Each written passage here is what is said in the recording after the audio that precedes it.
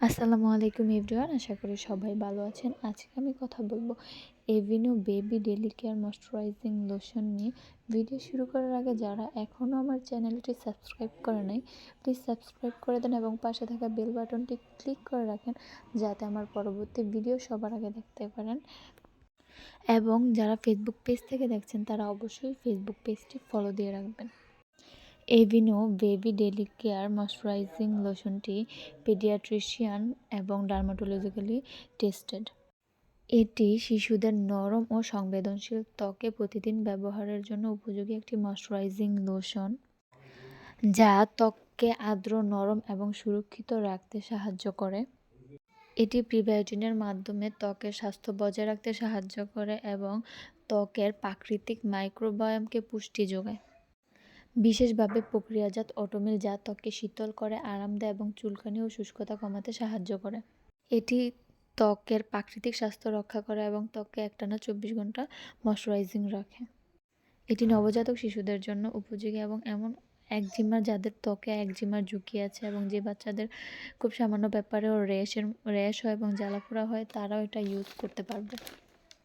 এতে কোনো সুগন্ধ নেই, যা সংবেদনশীল ত্বকের জন্য আদর্শ, এবং এতে কোনো কৃত্রিম রঞ্জক পদার্থ নেই, যা ত্বকের অতিরিক্ত সুরক্ষা প্রদান করে।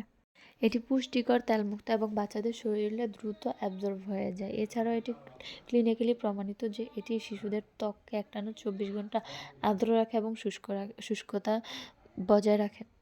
এই এই এই লোশনটির pH balance suitable for face and body, মানে এটি শিশুর ত্বক এবং শরীরের দোনো জায়গায় ইউজ করা যাবে। এটি খুবই ভালো ভালো ইনগ্রিডিয়েন্টস দিয়ে তৈরি, যেমন অ্যাকোয়া গ্লিসারিন, ডিস্টিয়ারিল ডিমোনিয়াম ক্লোরাইড, অ্যালেন্টাইন সোডিয়াম ক্লোরাইডের মতো খুবই ভালো ভালো ইনগ্রিডিয়েন্টস দ্বারা তৈরি। এটি ওপেন করার পর আপনি 12 মাস ইউজ করতে পারবেন। এতে প্রায় 150 ml প্রোডাক্ট পেয়ে যাবেন। এটা এক এক জায়গায় এক এক রকমের প্রাইসে বিক্রি করা হয়। এটা মেড ইন ফ্রান্স। এটা খুবই ভালো একটা প্রোডাক্ট। আমি অনেক বাচ্চার মাকে দেখছি এটা ইউজ করতে, কারণ বাচ্চাদের ত্বক খুবই সংবেদনশীল। এই জায়গায় অন্য কেমিক্যালযুক্ত কোনো প্রোডাক্ট ইউজ করা ঠিক না, এবং এতেও বাচ্চাদের অনেক ক্ষতিও হয়। আমরা আসলে বুঝতে পারি না। অনেক সময় দেখা যায় বাচ্চাদের শরীরে র্যাশ হয়, লাল হয়ে যায়, আবার অ্যালার্জির মতো সমস্যা হয়। আসলে বাচ্চারা তো বলতে পারে না, তাই বাচ্চাদের জন্য ইউজ করার জন্য বেঁচে খুবই ভালো ভালো প্রোডাক্ট ইউজ করতে হয়, যাতে বাচ্চাদের শরীরে কোনো প্রবলেম না হয়। এটা খুবই ভালো একটা প্রোডাক্ট। এটা যে বাচ্চাদের অ্যালার্জি আছে, র্যাশ আছে এবং একজিমার মতো প্রবলেম আছে, তারাও ইউজ করতে পারবে চাইলে। আল্লাহ হাফেজ।